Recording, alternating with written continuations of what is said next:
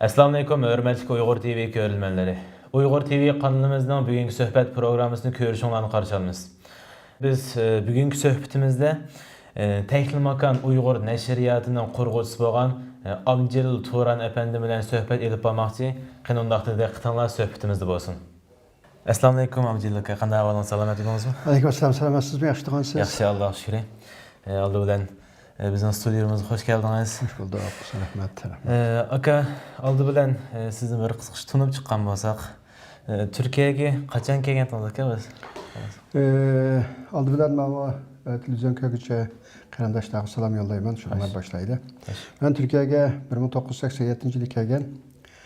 Türkiye kelishdan burun biz 1983 yılı Xotandan ayrılıp hacı baramızda Pakistan'a gidip Pakistan'dan resmiyetini tamamlap yani Saudi Arabistan'a verip hacı kılıp yani yeni Pakistan'a qaytdık.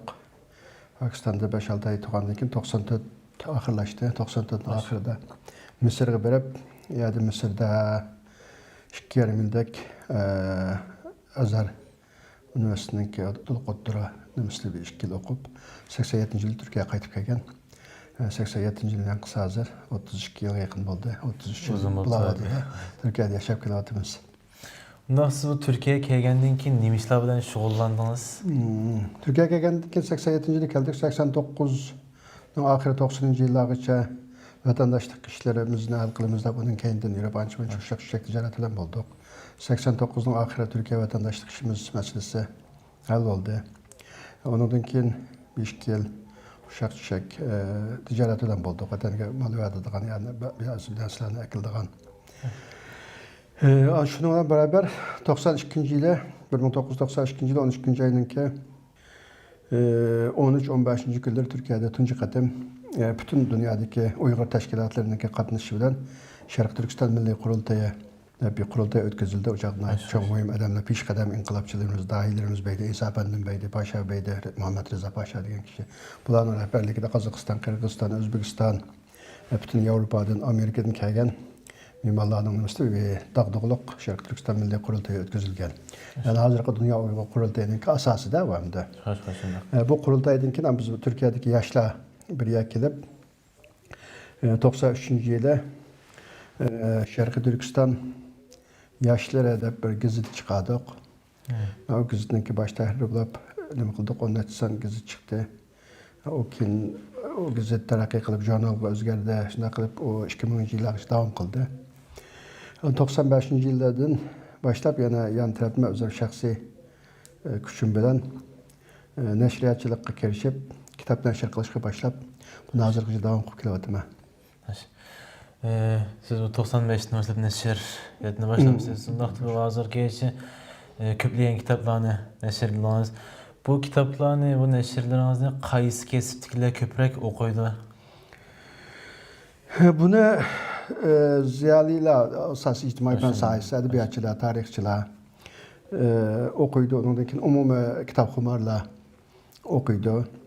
Okuğucular okuydu. Okuğucular asası Türkiye'deki okuğucular ve başka Avrupa'daki başka yerdeki okuğucular okuydu. Bu kitap okuşunki dairesi hem de məxsus bir kəsbə nima qılıb olmaydı. Təbii fənni kitablarını şu fənniklər okuydu. İctimai fənni kitablarını təbii fənniklər okuydu. İctimai fənn okuyduğanlar okuydu. Tarixçilər okuydu. Edebiyatçılar okuydu. İqtisadçılar okuydu. Biz okuydu bunu. Asas umum xalq okuydu desek buladı. He, şundaq. Ondaqda bu 2019 yılı bu Şərq Türkistan'dan qısqacha tarixi degan kitapni nəşrlediniz. Bu Şərq Türkistan'dan bizden tariximizni anlatıdığan, çöndürüdüğen kitaplar, bundan başka kitaplar mı var? Şundan soruqluq bu kitabını neşr qıpsız, bu kitabın özgüçe alaylığı var mı? Özgüçe alaylığı mı? Var mı? Şunu tanıştırayım. Siz degandek Şərq Türkistan tarixi haqqında kitaplar var. Bizim Uygurlar tarafından yazılan kitaplar var. Bir tane aytqan vaqtda Cekba degilim bo'lmaydi. Ondan kitap yok. Ama var yani. Mesela Turgun Almas'ınki Uygurlar var. Muhammed Emin Buğra'nınki Şərq Türkistan tarihi var. Hamdullah Terim'ninki Türkistan tarihi degan kitaplar var. Bir neçə kitaplarını sanab ötüş mümkün. Bunu yazıştık iki sebep hem de. Biri 80. yıllarında atıp yazılıyordu ama 90. yıllarında atıp ne aytacak? Xitaylar tarafından Uygur tarihi bormilinib, o'zgartirilib, yaqinda bir paydo bo'lib qolgan xalq deganda yomon qarazlar bilan jak kitoblar yozildi. O sanab bo'g'il bo'lmoqda kitoblar yozildi. Maxsus guruhlar tomonidan yozildi, yolg'iz tadqiqotchilar tomonidan, Xitoy tarixchilar tomonidan nurg'un kitoblar yozildi.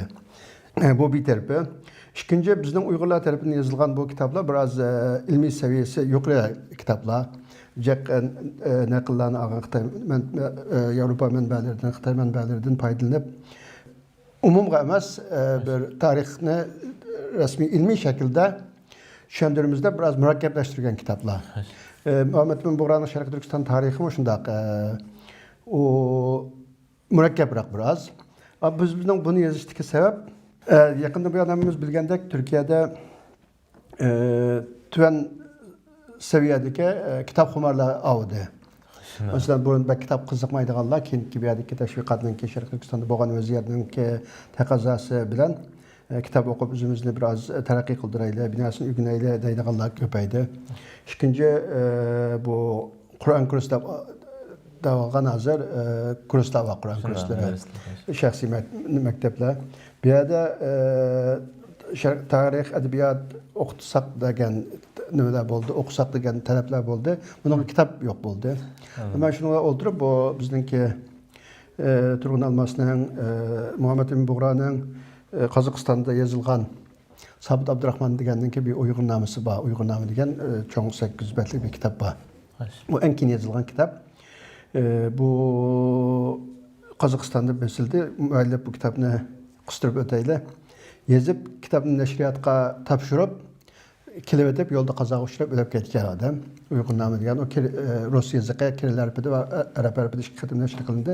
Bu uch kitobdan foydalanib yazdım. Ben bunu yazıştaki maqsadim oddiylashtirish Sharq Turkiston tarixini madde shaklga kelgandek oddiylashtırıp hem adam oddiy kitobxonlarni tushuna oladigan, bir xulosa chiqara oladigan, shu Qur'on kursdagi 10 yoshni oshgan, 15, 12, 15 yosh atrofidagi bolalar tushuna oladigan bir yozib boqayda bunu yozgandan keyin haqiqatan buni o'qiganlar meningki yazishdagi maqsadim amalga oshgandek biz Sharq Turkiston tarixini Uyg'urlardan o'qib ba'zi tushunilmagan masalalarni bundan yaxshi tushundik degan inkoslarni topshirib oldim.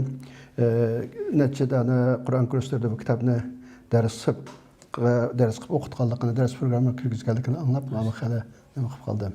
Rozi bo'lib qoldim. Shunday aka deganingizdek, bizning Sharq Turkistonning tarixini bo'libmi biz yosh bolalar, kichik bolalarimiz, yangi nasldagi bolalarning o'qib tushunishi intayin muhim. Tarixlarimizni bilishimiz kerak. Alloh razı olsun.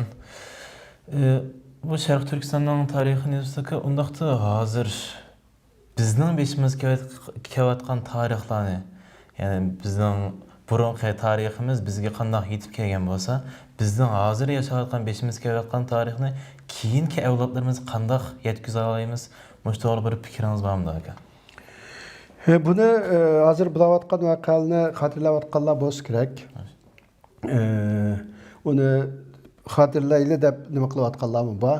Bu cho'qim o'tirg'i chiqdi, masalan 1990-yılı 4. ayının 5-6. günlere ömümüz bilimiz Barin inqilabı da bir inqilab olgan belki vaqtida tug'ilganmi tug'ilmaganmi bilmayman. Bu necha kunlik inqilab haqida chet elda o'chaqda matbuotimiz beydi, yani matbuot derken Türkiye'de, Germaniyada chiqadigan gazet jurnallar beydi. Hozir birisimi yo'q, endi tashkilot yo'q oldi. Hozir amma gazet jurnalimiz yo'q bizningki. O vaqtida bizning yerlik Türkçe gazetlarga chiqqan, bizning Uyg'ur matbuotiga masalan Uchqun gazeti beydi, bu televizionning qo'rquvchisi Abdujal Qaraqash efendi nima chiqqan. Bu gazetga chiqqan, bizning Sharq Turkiston yoshlar gazetiga chiqqan, Birlik jurnal deb jurnal beydi, bunga chiqqan maqolalarni to'plab biz kitoblashtirgan. Barin inqilobining 15 yılı deb 2005 yılı. Bu yıl bu 97 yılı G'oljuda yuz bergan G'olju inqilobininki 23 yillik munosabati bilan hozir Kanadada yashayotgan Gulchan Abduqodir degan bir xonim 5 fevral arxivlarda bir kitap yazdı. Onu biz Teknomaka Uyg'ur nashriyatidan o'tgan oyda, ya'ni yilning eng oxirgi kunlari bu kitobni besib chiqardik. Hozir oldi Avustraliya, Kanadalık yetip berip oldu. Bu kitabın şu 2. ayının 5. günüsü tarqatmoqchi. Shundaq bu vaqalama yana qarab etib qolmaydi. Çoxum bir kitap bo'lib chiqadi deb ishonaman. Shundoq hozirgi beshimiz kelayotgan kulfatlarni albatta keyingi nesillarga albatta qoladi bularga. Xo'sh aka, bu 2019-yili Sharq Turkistonning qisqacha tarixi kitobini nashrlabsiz. Buningdan boshqa yana qanday kitoblarni nashrladingiz? Ya'ni sabiylarimiz, bolalarimiz uchunmi nashr qilgan kitoblaringiz bormi bu to'g'riliq? Ben o'tagan bo'lsam. 2019-yili men uchun bir bereketli yil bo'ldi deb qarayman. Chunki men bu kitobni xeyli burun boshlagan bo'lsam, qayta ko'rib, boshqalar bilan maslahatlashib, ba'zi boshqalarning fikrlarini elib qisqartirib, qo'shilgan narsalarni qo'shib uzun ishladim ham garchi kitob hajmi kichik bo'lsa-mu.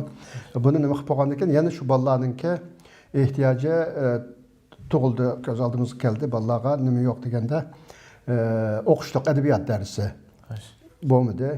Buni guruhlab tuzimizlab vaqtda unda imkon bo'lmag'achqa biz nimada tuzilgan adabiyot kitoblarininki bizga yaramaydigan nimalarni, mazmunlarni chiqarib, shundan foydalanib, men birinchi, ikkinchi bosqichlik qilib, yana 6-7 yoshdan 12 yoshlargacha bolalar o'qisa bo'ladigan ikki qismli adabiyotlar deb birinchi, ikkinchi bosqichda bu ikki kitobni chiqardim.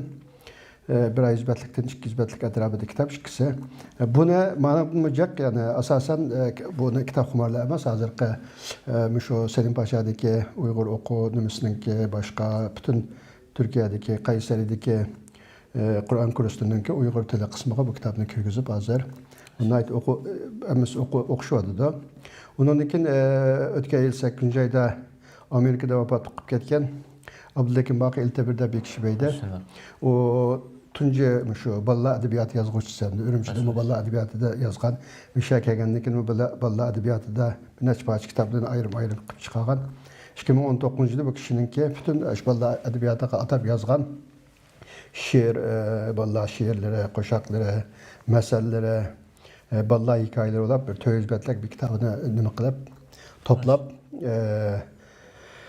Hristiyan ajdodlar degan ismda shunaqa qattiq muqovala qilib, sifatlik qilib bostirib buni o'tdik. Bu kishining qo'lga tegib 13 kundan keyin Abdullakim Baqa akamiz olamdan o'tdi, qazo qilib ketdi. Bu munosabat bilan u kishini bir qator eslab o'taman, Allohdan rahmat tilayman. Yaqinda bu 2012-yilning oyida, oxirida hammamiz bilamiz, o'tir asrda yozilgan, Yusuf Hasaji tarafidan yozilgan va 80-yillarda Urumchida qayta nashr qilingan Qutatqi bilik edi. Qutatqi bilikning she'ri tarjimasi bu qo'limizda yo'qdi, chet ellarda yo'qdi, topilmaydi, vatanda topilmaydi. Buni biz Uyg'ur tadqiqot instituti bilan birlashib 2019-yili bir yil shu kitoblardan nimalab ishlab 2019-ning eng oxiri Yusuf Hasaji yili bo'lish munosabati bilan o'tgan oyda bu kitobni besib tarqatdik, yig'in o'tkazdik. 2019'da qilgan muhim ishlar shu bo'ldi. Men uchun bereketli bir yil bo'ldi deb o'ylayman. Alloh ajringizni qilsin. Amin. Undaqda programmamizning oxirida ekran oldi ko'rinmalarimizga yurak so'zingiz bo'lsa anglab boqamiz. Qayta salom aytaman. Hammasi xotirjam yaqinqi kunlarimizda bir xotirjamlikka, bir saodatga erishishni Xudodan tilayman. Rahmat. Shunda hurmatli ko'rganlar, bugungi suhbatimiz shu yerda oxirlashdi. Kelar qatim ko'rishguncha omon bo'linglar. Men Muhammad Amin. Allohga emanet.